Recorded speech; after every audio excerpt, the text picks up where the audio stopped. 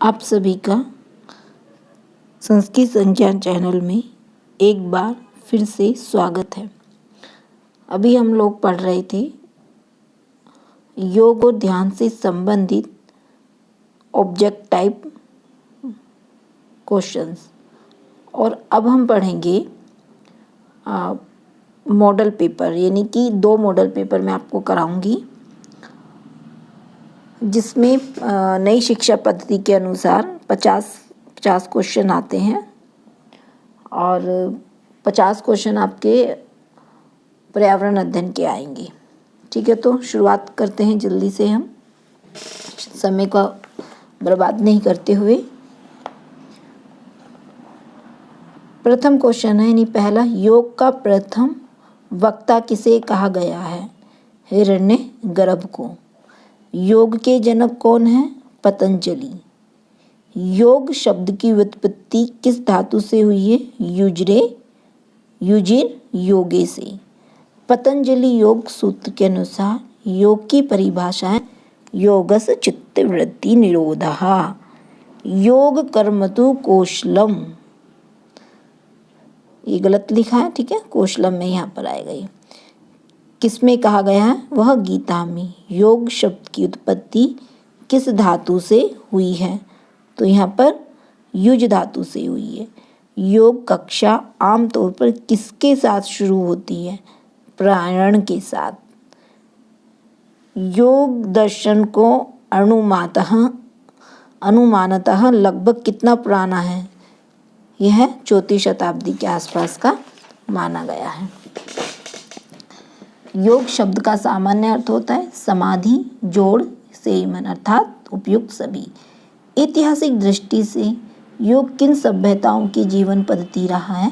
हड़प्पा, मोहनजोदड़ो और सिंधु घाटी सभी। योग के प्रारंभकर्ता शेषनाग है, ऐसा पतंजलि योग में आया है। योग शब्द जो सर्वप्रथम मिलता है कहाँ पर? तैत्तिरीय उपनिषद में। ठीक है, योग शब्द, योग का संकेत सर्वप्रथम वेदों में प्राप्त होता है। और रामायण काल के वह ऋषि जिन्होंने राम को योग विषयक उपदेश दिया, वह थे वशिष्ठ। योग का स्रोत हैं वेद, उपनिषद और गीता, अर्थात उपयुक्त सभी। योग के लक्ष्यों के संबंध में सही युगम में स्वास्थ्य लाभ यानी चिकित्सा, प्रज्ञा मानसिक शक्ति, सिद्धि यानी कि मोक्ष। यम का सही क्रम अहिंसा, सत्य, असत्य, ब्रह्मचर्य और अपरिग्रह। और नियम का सही क्रम देखो क्या होता है? शौच, संतोष, तप, स्वाध्याय और ईश्वर प्राणिधान। यम के सार्वभौमिक पालन से यम कैसे होते हैं? वो महाव्रत कहलाते हैं। नियम के किस अंग का फल सर्वश्रेष्ठ सुख है? वह है संतोष। किसके अभ्यास से अपने इष्ट देव का साक्षात्कार हो जाता है? स्वसधाई से। नियम के किस अंग का फल समाधि की सिद्धि बताता है? वो है ईश्वर प्राणिधान। सूर्य नमस्कार में समाहित लाभ है स्वास्थ्य, क्रियाशीलता और शक्ति। सूर्य नमस्कार में पारंपरिक ढंग से कितने आसन होते हैं? वह है 12 आसन। एक पूर्ण आवृत्ति सूर्य नमस्कार में कुछ स्थितियां बनती हैं, वह है 24। सूर्य नमस्कार में समाहित अभ्यास है उपयुक्त सभी, यानी कि आसन, प्राणायाम और ध्यान।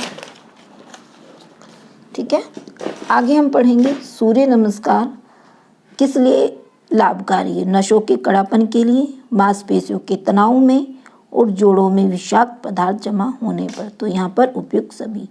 अनुभागीय श्वसन के उद्देश्य क्या हैं? श्वास को सामान्य करना, गलत ढंग की श्वास आदतों में सुधार करना, प्राणायाम के अभ्यास के लिए तैयार करना, अर्थात यहाँ पर उपयुक्त सभी। अनुभागीय श्वसन को कितने भागों में बांटा गया है? वो 3। अनुनागी श्वसन के प्रकार नहीं हैं।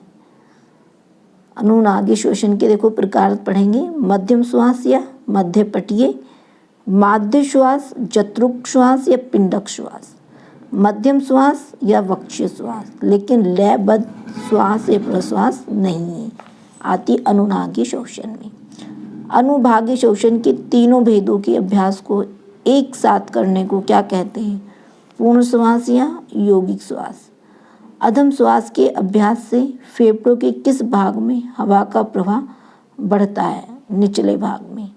अनुभागी शोषण के लिए हमें कौन से आसन में बैठना चाहिए? वज्रासन में। अब देखो यहाँ पे मिलान करना है। प्रथम का जो अधम जो श्वास है,